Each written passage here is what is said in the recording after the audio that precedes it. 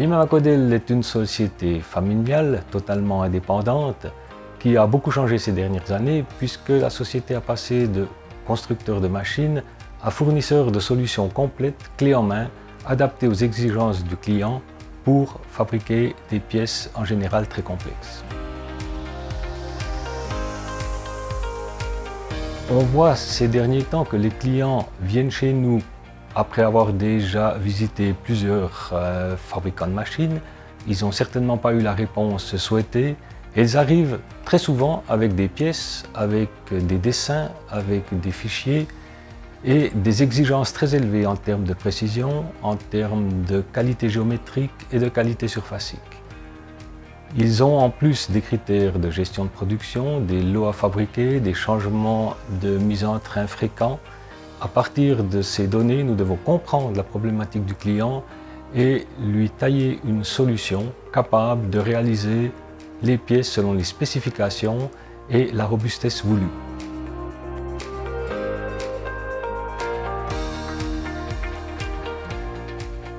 De plus, la taille des lots de fabrication se réduit drastiquement. On ne va plus fabriquer 10 000, 20 000 pièces pour les stocker.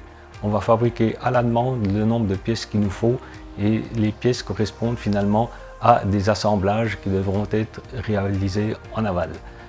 Ça veut dire qu'on doit avoir des moyens beaucoup plus flexibles, des moyens beaucoup plus souples et des procédés d'usinage beaucoup plus robustes pour garantir que les premières pièces sortent bonnes. On ne peut plus se permettre de faire 5 pièces de réglage quand on doit fabriquer pratiquement des pièces à l'unité. Une des solutions concrètes que nous proposons chez Vimama Codel, c'est l'usinage à partir de barres. Et là, nous avons élaboré des procédés multi-process, tournage, fraisage, rectification. L'idée, c'est du moment qu'on tient une pièce dans ce moyen de serrage, on la finit complètement. Plus précisément, on voit que à partir d'une barre, toutes les pièces qui s'inscrivent dans le diamètre sont réalisables sur la machine à condition de pouvoir embarquer la pièce en rotation rapide pour faire du tournage et puis de la positionner dans les différents angles pour faire toutes les opérations de fraisage. On a ici typiquement des pièces complexes au niveau de la géométrie. C'est des pièces qui existent dans une multitude de variantes. On a énormément de courbures différentes, des pièces gauches, des pièces droites, différentes dentures. Et ici, l'avantage est certain à partir de barres, puisqu'on aura une simplification des moyens de serrage et on va pouvoir réaliser la pièce complètement finie dans un seul cycle opératoire, ce qui est garant également d'une grande précision, puisqu'on ne va pas transférer le référentiel de la pièce dans un autre moyen de serrage ou une autre machine.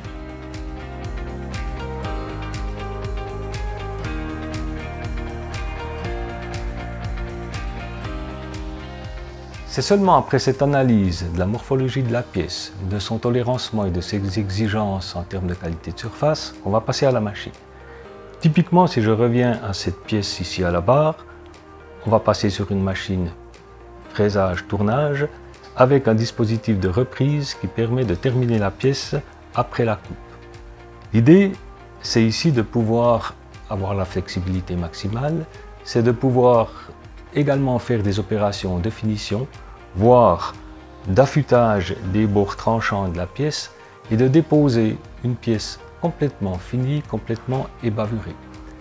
On peut également mettre sur la machine toutes les fonctions d'automatisation, des fonctions qui permettront de charger différents diamètres de barres. On peut aller sur cette machine jusqu'à typiquement 36 mm de diamètre.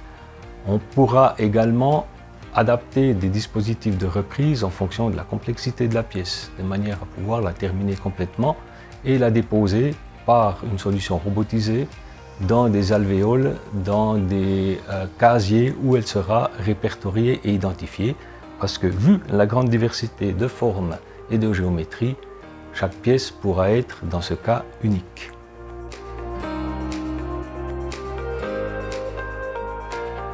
Cette technologie d'usinage à la barre permet aussi d'optimiser l'économie d'usinage.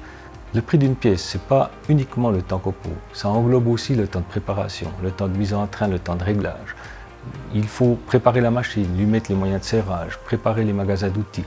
Donc si on a 3 pièces à faire, qui ont un temps de cycle de 5 à 6 minutes, finalement, il faut que le temps de préparation de la machine soit très réduit. L'usinage à la barre le permet, puisqu'on aura toutes les pièces qui s'inscrivent dans le diamètre de barre à disposition et on a des magasins d'outils de grande capacité qui permettent toutes les gammes opératoires. Autrement dit, le temps de préparation est fortement réduit et ceci se retrouve au final sur le prix de la pièce finie.